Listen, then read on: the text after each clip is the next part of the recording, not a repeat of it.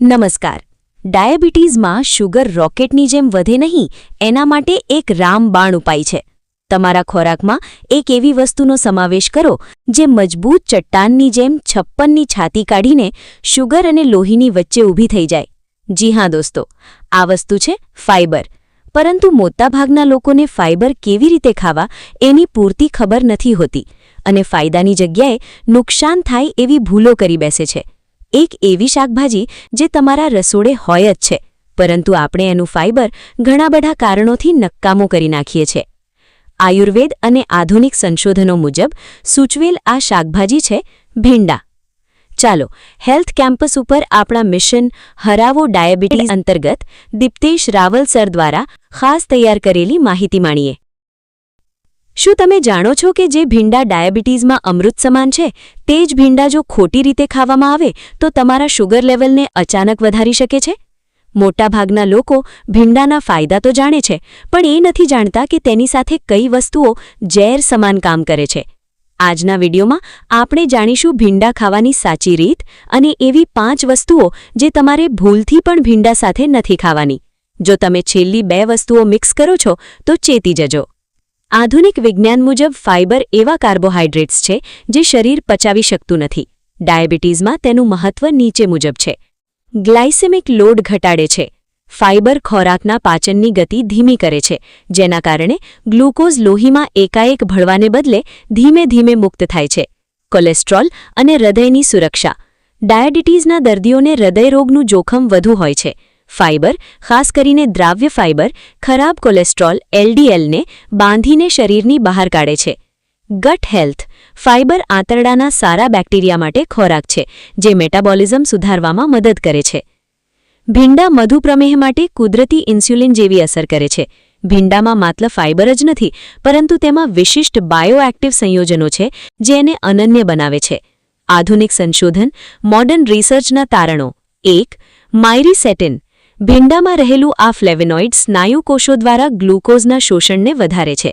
તે ઇન્સ્યુલિન જેવું જ કામ કરે છે, જેથી લોહીમાં શુગરનું પ્રમાણ ઘટે છે. 2. આલ્ફા ગ્લુકોસિડેઝ અવરોધક.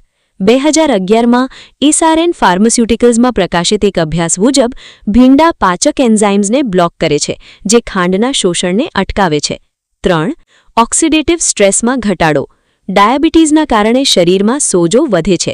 ભીંડામાં રહેલા એન્ટીઓક્સિડન્ટ્સ, વિટામિન સી અને પોલિફિનોલ્સ પેનક્રિયાઝના કોષોને નુકસાનથી બચાવે છે. આયુર્વેદ મુજબ ડાયાબિટીઝ એ મધુપ્રમેહ છે, જે શરીરમાં કફ અને મેદ એટલે કે ચરબી વધવાથી થાય છે. ગુણો. ભીંડા ગુરુ એટલે કે ભારે અને પિચ્છિલ એટલે કે ચીકણા છે. કર્મ. તેની ચિકાશ આંતરડાની અંદરની દિવાલ પર એક રક્ષણાત્મક પડ બનાવે છે, જે વાત દોષને શાંત કરે છે અને ધાતુઓના ક્ષયને અટકાવે છે. પ્રમેહહર. આયુર્વેદ માને છે કે જે પદાર્થો મૂત્રમાર્ગને સાફ કરે અને શરીરમાં વધારાની ખાંડને શોષી લે તે પ્રમેહહર છે. ભીંડા આ શ્રેણીમાં ઉત્તમ છે. પરંતુ દોસ્તો, આ 5 વસ્તુઓ ભીંડા સાથે ભૂલથી પણ ન ખાશો, નહીંતર નુકસાન પહોંચાડી શકે છે. 1. દૂધ. ભીંડા અને દૂધનું મિશ્રણ પોષક તત્વોના શોષણમાં અવરોધ લાવી શકે છે. વૈજ્ઞાનિક રીતે ભીંડામાં રહેલા ઓક્ઝેલેટ્સ દૂધમાં રહેલા કેલ્શિયમ સાથે જોડાઈ શકે છે, જે કિડનીમાં પથરીના નિર્માણ તરફ લઈ જઈ શકે છે. 2. ચા. ભીંડા ખાધા પછી અથવા તરત જ ચા પીવાની ભલામણ કરવામાં નથી આવતી, કારણ કે ચામાં રહેલા ટેનિન ભીંડામાં રહેલા પ્રોટીન અને પોષક તત્વો સાથે જોડાઈ શકે છે, જેનાથી તેમનું પોષણ મૂલ્ય ઘટી જાય છે. 3. લાલ માંસ.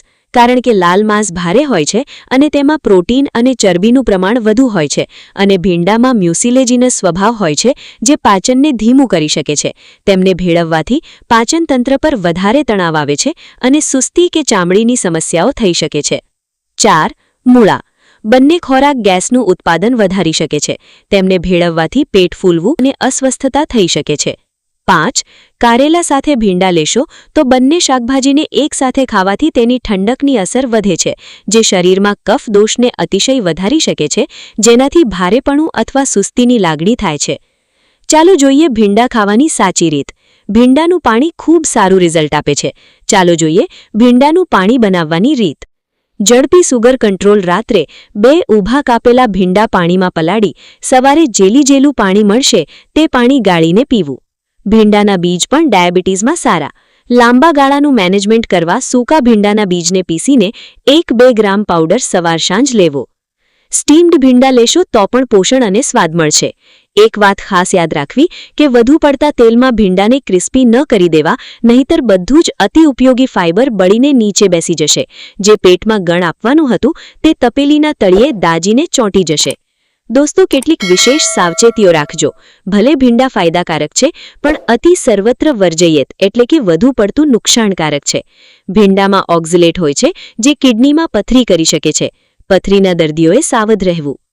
જો તમે ડાયાબિટીસની દવા મેટફોર્મિન લેતા હો તો ભીંડાના પાણીના સેવન અને દવા વચ્ચે ઓછામાં ઓછા 2-3 કલાકનો તફાવત રાખો, કારણ કે ભીંડા દવાની અસરકારકતા ઘટાડી શકે છે. આ વિડીયોને હાઇપ જરૂર કરજો. હાઇપનું બટન કોમેન્ટના ચોકઠાને ડાબી બાજી લઈ જવાથી દેખાશે.